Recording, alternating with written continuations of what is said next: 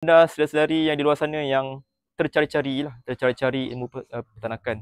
Saya juga pernah mengalami situasi seperti itu. Ada ayam yang sakit, kita perlu segera asingkan. Contoh saya boleh tunjuk kat sini. Ikut kita punya kemampuan kita dalam menternak ayam. Okey, sebagai contoh,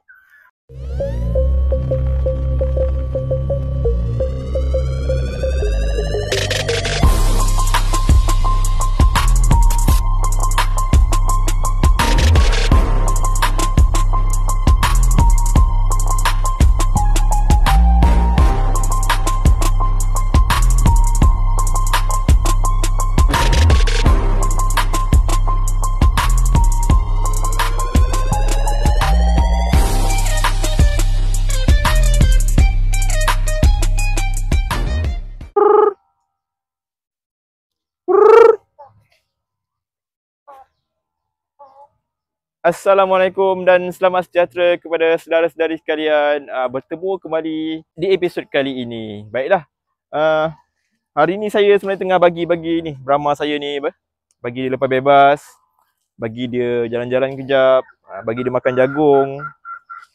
Ni antara rutin-rutin harian saya lah. Tapi bukan inilah yang saya nak ceritakan kepada saudara-saudari. Bukan pasal Brahma ni, bukan. Tapi sebenarnya apa yang saya nak kongsikan kepada saudara-saudari adalah tips bagaimana kita nak menjadi penternak yang baik dan berkualiti. Okey. Baiklah, saudara-saudari. Untuk tips yang pertama, kita sebagai peternak baru ataupun pemula, kita perlulah mencari seberapa banyak ilmu yang kita boleh cari. Sebagai contoh, saya boleh bagi contoh adalah kita boleh menghadiri kursus yang dikendalikan oleh orang yang pengalaman lebih daripada 10 tahun, mungkin lebih daripada 10 tahun dalam bidang peternakan. Dan selain daripada itu, kita juga boleh mengambil satu mentor yang sudah lama lah dalam bidang peternakan ayam ni. Kita boleh jadikan beliau sebagai satu mentor kita untuk membimbing kita lah sebagai dalam bidang peternakan ni. Kerana apabila kita mempunyai mentor ini adalah orang yang mempunyai pengalaman lebih daripada 10 tahun lah, dalam sekurang-kurangnya 10 tahun lah dalam bidang peternakan. Dia boleh guide kita daripada mula kita berternak, daripada kecil-kecil anak ayam sehinggalah kita menjualnya kepada orang ramai. Kita juga boleh menginvite dia lah, panggil dia datang ke tempat kita, beri sedikit komen lah tentang kita punya kawasan dan apa yang kita boleh buat dengan tentang kita punya kawasan tu. Dan kita boleh follow up daripada awal kita punya pembiakan hinggalah peringkat yang seterusnya. Okey. Ilmu pengetahuan ni lah sangat-sangat penting lah. Sangat-sangat penting. Kita tak boleh mula dengan kita boleh tak boleh mula dengan sembrono lah. Sembrono maksudnya kita membabi buta. Tanpa ilmu pengetahuan. Ilmu pengetahuan adalah sangat-sangat penting, terutamanya bidang peternakan. Walaupun ia hanyalah sekadar menternak ayam sahaja, tapi sebenarnya ia memerlukan pengetahuan yang sangat banyak. Kita boleh juga mula dengan pertama, kita boleh pergi kursus. Kita boleh mencari seorang mentor. Kedua, kita boleh banyakkan membaca daripada mengambil ilmu daripada orang-orang lama lah. Kebanyakannya orang lama ni dia akan kongsi pengetahuan mereka tentang bidang peternakan dan apa akibat dia jika kita melakukan sesuatu perkara dalam kita punya peternakan. Mungkin kalau ayam kita sakit ke, mereka boleh kongsilah apa tindakan yang kita perlu ambil. Okey? Okey, kita tukar lokasi kejap. Saya nak ajak saudara-saudari masuk dekat saya punya reban lasasek ni. Untuk tips kedua Okey, sekarang kita berada dalam kami punya reban lasasek lah. Okey, baiklah saudara-saudari, untuk tips yang kedua adalah kita perlu memilih baka yang sesuai mengikut kita punya kemampuan kita dalam menternak ayam. Okey, sebagai contoh, seperti di tempat saya ini, saya memilih baka tulen. Baka tulen jenis baka import. Seperti yang saya pegang ni adalah baka Light Sussex. Dia jenis penelur dan pedaging. Boleh juga memilih baka-baka lain. Kerana sebelum ni saya sudah mencuba beberapa jenis baka.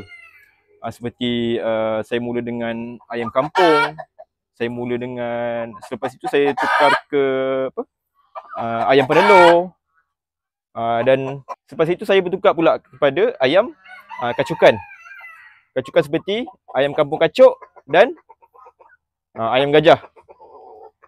Tapi apa yang saya nampak adalah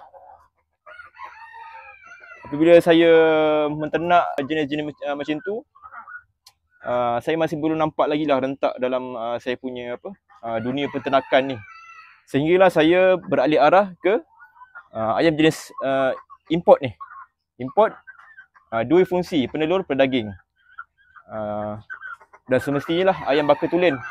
Kerana ia bagi saya ia lebih dia lebih dekat lah dengan saya punya jiwa. Jiwa peternakan ayam ni. Kerana bagi saya ayam import ni dia mempunyai potensi lah. Potensi apabila saya mula dengan ayam jenis ini, saya mula dapat lebih banyak ilmu pengetahuan, saya mula kenal dengan lebih ramai orang dalam dunia peternakan, dan ia sebenarnya lebih mudah lah untuk dipasarkan. Kerana peternakan itu tidak larilah daripada perniagaan. Kerana akhirnya walaupun kita biak-biak banyak-banyak, akhirnya kita akan kita kena jual juga. Saya bukan nak kata ayam kampung ke ayam yang kacukan itu tidak baik. Seperti yang saya kata, ia bergantung kepada kita punya kemampuan. Untuk ayam jenis import ni, dia lebih mahal. Sebagai contoh, induk ni. Kalau kita nak dapatkan induk, sepasang saja kalau jenis ini, kita perlu ada modal yang besar lah. Untuk sepasang RM600. Jadi mungkin untuk orang yang baru mula tu, yang tidak mempunyai modal yang banyak, mungkin tidak mampu lah. Tapi mungkin lebih sesuai lah untuk mungkin sesedari mungkin lebih sesuai dengan ayam kampung ke. Mungkin kawasan sesedari tu, ayam kampung ni mempunyai permintaan yang tinggi. Permintaan yang tinggi, jadi ia lebih memudahkan sesedari untuk menjual sesedari punya ternakan. Okey, selain itu, jika kita nak biak baka tu, kita tak boleh bercampur lah dengan baka-baka yang lain. Sebagai contoh, dalam satu reban ni hanya satu jenis baka saja. Hanya ada Light Sussex saja. Jadi kita boleh terangkanlah kepada kita punya pelanggan bagaimana cara kita menternak ayam tanpa mencampur adukkan kita punya baka. Jadi kita boleh kata kepada kita punya customer bahawa kita menjaga kita punya kualiti baka yang kami ternak dan untuk dijual kepada pasaran.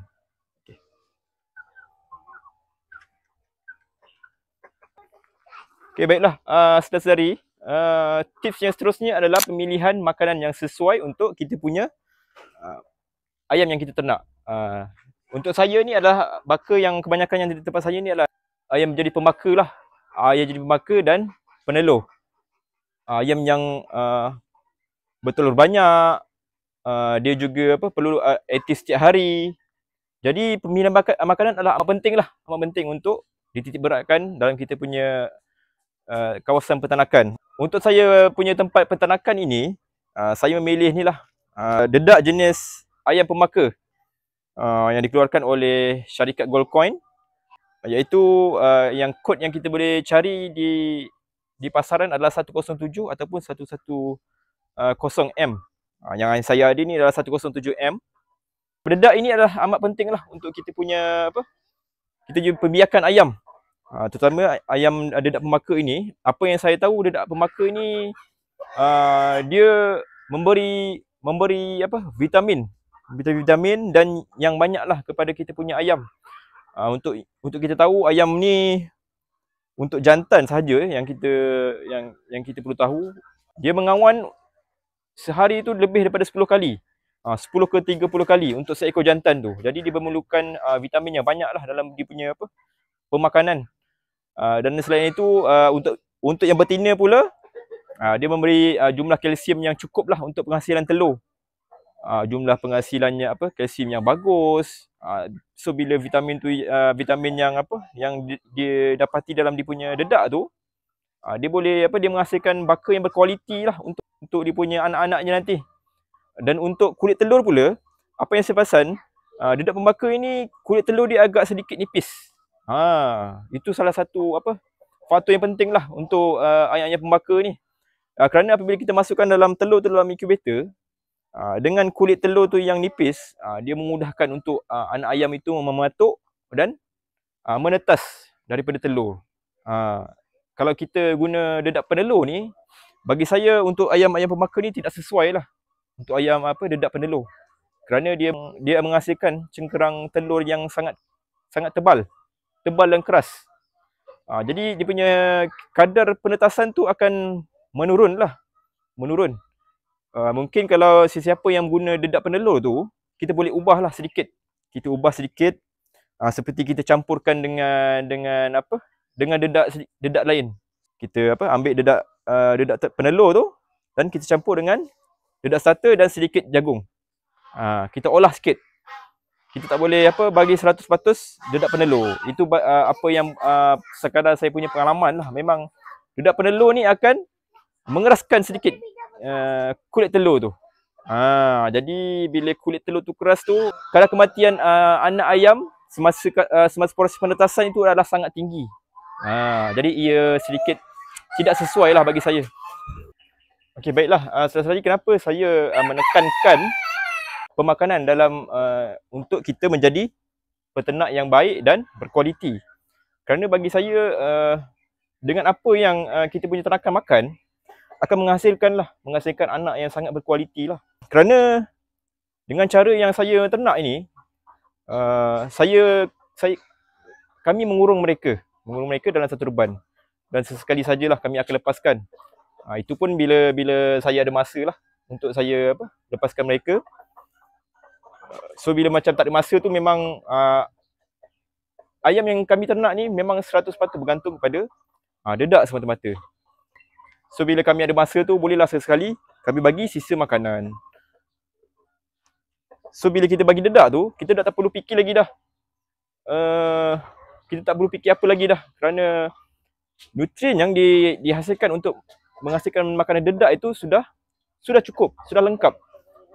Sebab itu pemakanan amat perlu dititik beratkan dalam menjadi peternak. Nampak ni.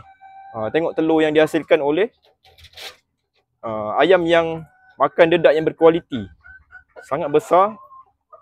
Saiz yang okey lah bagi saya untuk kita menghasilkan anak. Jadi kalau bila kita tetaskan pun, anak tu lebih berkualiti lah.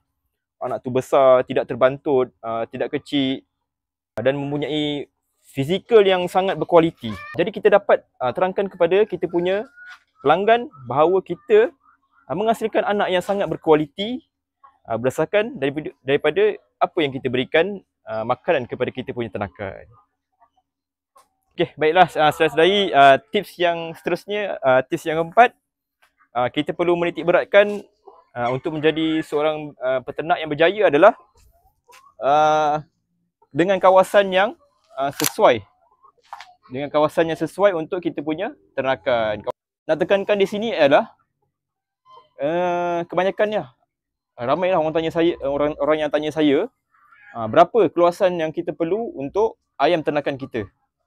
Apa yang saya boleh suggest ataupun saya boleh sarankan adalah untuk seekor ayam memerlukan terutama ayam pemaka memerlukan satu kaki persegi hingga ke 1.5 kaki persegi untuk seekor ayam pemaka. Jadi itu adalah keluasan yang diperlukanlah untuk ayam jadi pemaka. Kalau kita lihat seperti yang saya ada ni, ayam silky ni, untuk sekarang 5 ekor dengan keluasan yang sebegini adalah amat sesuai lah. Dia selesa untuk bergerak, selesa untuk mengawan, dan ada sedikit kawasan untuk dia kawasan dia bertelur, dan sedikit kawasan untuk letak kita punya air, makanan. Itu kita perlu menitik beratkan lah.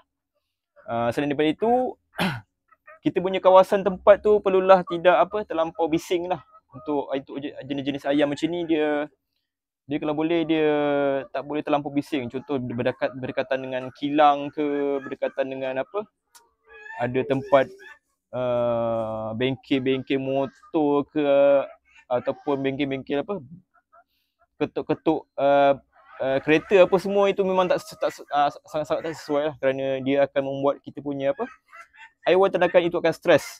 Jadi dia akan memberi sedikit apa kesan lah, dengan kadar kesihatan dia satu, dengan kadar apa, kadar penghasilan telur akan berkurang. Jadi dia akan amat merugikan kita lah sebagai peternak. Selain daripada tu, kita boleh utilize dengan keluasan kawasan yang kita ada. Contoh yang sekarang yang saya ada ni, contoh sekarang ni saya ada dulu kawasan ni adalah kawasan pondok sebenarnya dulu, dengan keluasan 10x10, dan saya boleh biarkan ada 1, 2, 3, 4, 5 jenis baka dengan 10x10 ni. So dengan 5 jenis baka itu, kita boleh bagi-bagikan, kita boleh utilize dengan keluasan yang kita ada. Okey. Yeay. Hai. Bye.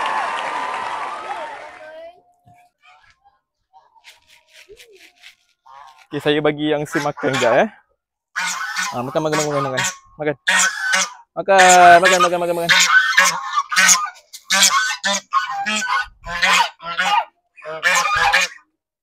Jom. Anak. Okey, saudara-saudari, baiklah. Untuk yang seterusnya adalah kita perlu memerhatikan setiap tingkah laku kita punya ternakan tu. Macam bagaimana dengan tingkah laku dia? Adakah dia monyok, aktif, balon dia sedikit pucat ke? Kita perlu perhatikan. Kerana setiap tingkah laku ayam itu mesti ada sesuatu yang terjadi kepada apa, kita punya ternakan. Jadi kita perlu pantau lah. Setiap masa kena pantau sebenarnya. Apabila kita menjadi peternak ni, itu adalah salah satu benda yang wajib lah untuk kita lakukan. Apabila kita menjadi peternak, kita perlu pantau dia punya tahap kesihatan kita punya ayam itu. Contoh macam sekarang ni, dia makan okey, tiada yang monyok, dia punya apa, balung dia tidak pucat, merah menyala. Jadi ia menunjukkan adalah ayam itu sihat. So apabila kita perhatikan ada ayam yang sakit, kita perlu segera asingkan. Contoh saya boleh tunjuk kat sini. Saya punya kawasan ayam kuarantin saya lah. Contoh ni ada seekor yang apa? Ayam saya yang sakit lah. Ni ayam sakit. Di mana kaki dia apa? Kaki dia lumpuh sini. Kaki lumpuh. Kaki lumpuh dan dia punya najis sedikit kehijauan. Mungkin ayam ini ada diserang penyakit lah. Penyakit seperti mungkin penyakit marik. Jadi kita perlu kalau boleh wajib. Benda ni wajib untuk kita lakukan sebagai peternak. Kita perlu asingkan dan memberikan sepenuh perhatian lah kepada kita punya ternakan ni. Seperti kita memberi ubat, antibiotik. Untuk sekarang ni ayam ini telah saya tengah on antibiotik lah untuk saya punya ayam ni. Ia perlulah antibiotik ni untuk membantu dia melawan penyakit yang sedang dialami. Jadi antibiotik adalah amat penting lah untuk kita sediakan. Kalau boleh sediakan 1 botol antibiotik seperti jenis kapsul ke, dalam bentuk minuman pun boleh. Tak masalah. Itu adalah benda yang langkah-langkah yang kita perlu ambil apabila kita punya ternakan itu jatuh sakit. Okey, kita asingkan, kita beri ubat yang sesuai seperti antibiotik. Apabila dia sihat dan kembali aktif, baru kita boleh campurkan kembali kepada kita punya ternakan yang sedia ada. Okey. Okey, baiklah saudara-saudari, tips terakhir ataupun saya boleh katakan ini adalah perkongsian yang terakhir saya sebagai peternak yang sudah menceburi dalam bidang peternakan dan masuk ke dalam media sosial untuk kita sebenarnya sebagai peternak perlu sebenarnya kita berkongsi ilmu pengetahuan kepada orang ramai, terutama kepada peternak baru. Kerana apabila saya perasan banyak sebenarnya ilmu peternakan yang orang ramai yang tak tahulah sebenarnya. Jadi apabila kita mula berkongsi, contohnya seperti di media sosial seperti di TikTok, Facebook, YouTube, Instagram, ia amat pentinglah untuk terutama kepada peternak baru. Jadi ilmu dalam bidang peternakan ni tidak hilang. Tidak hilang. So apabila ada peternak baru nak mencari ilmu tu, dia mudah akses. Mudah untuk mereka akses ilmu-ilmu pengetahuan tentang dalam bidang peternakan ini. Jadi apabila orang-orang yang sudah menternak lama ni, kalau boleh kongsilah sebanyak ilmu yang kita ada. Tidak rugi sebenarnya, tidak rugi untuk kita berkongsi ilmu. Kebanyakan kita dalam peternakan ini banyak ilmu yang kita dapat adalah daripada orang juga. Jadi tidak salah untuk kita sentiasa berkongsi. Jadi sebab itulah kami mengambil inisiatif untuk saya ke depan. Walaupun dulu sebenarnya saya ini bukanlah seorang yang extrovert, tapi saya gagahkan juga untuk menjadi muka depan kepada Azuri Farm untuk berkongsi ilmu kepada para peternak-peternak baru. Kerana bagi saya juga adalah seperti anda saudara-saudari yang di luar sana yang tercari-cari ilmu peternakan.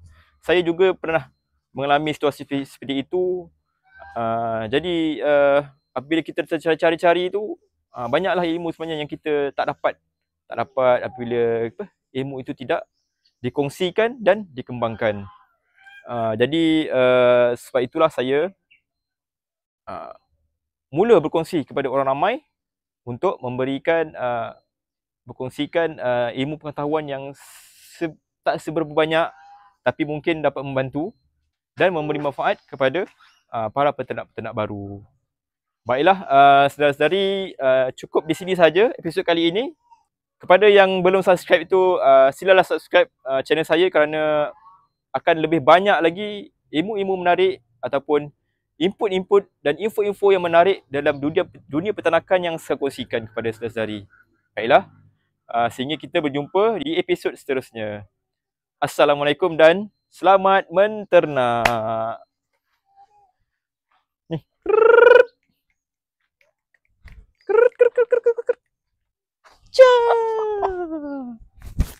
Ni Brahma betina. Cek. Tuh. Huju.